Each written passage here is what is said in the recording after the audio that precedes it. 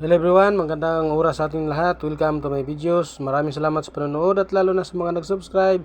Thank you guys, at kung bago ka pa lang dito sa aking videos, huwag kalimutan mag-like, comment, share, and subscribe para updated ka sa aking mga bagong upload na mga videos na mayroong magagandang kasaysayan at halaga tungkol sa ating mga barya. Guys, ito yung 5 fields hamad ng barin guys.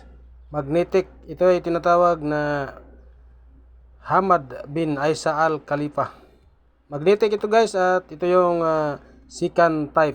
So bago tayo magpunta doon guys sa ating online ceiling, tapusin muna natin ang kanyang features guys, dahil napaka-importante na malaman natin kung ano ang mga ginagawa nito at ang kanyang komposisyon. So ito yung kanyang features guys na napaka-importante. Issuer Bahrain, King Hamad bin Isa Al Khalifa, 2002 ang kanyang date.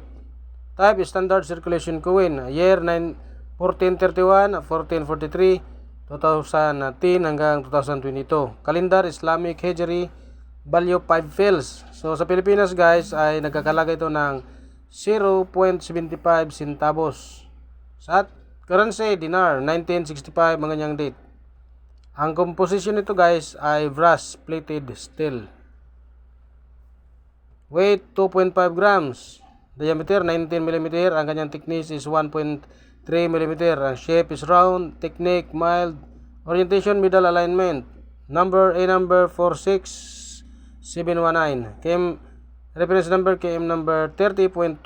Ansyo number 21.2A. At ito ang kanyang overs guys. Ang found tree within the inner circle. The country name and the Arabic words and the English and the Islamic and Gregorian dates in English. Script Arabic, Latin. Lettering Arabic words 1434 2013. Kingdom of Bahrain. At ito naman kanyang reverse guys, ang numeric denomination, back of box denomination within circle surrounded by chain border. Script Arabic, lettering 5 Arabic words. Translation 5 fields. Age smooth. Mint Royal Mint, Lantrician, United Kingdom, 1968 ang kanyang date.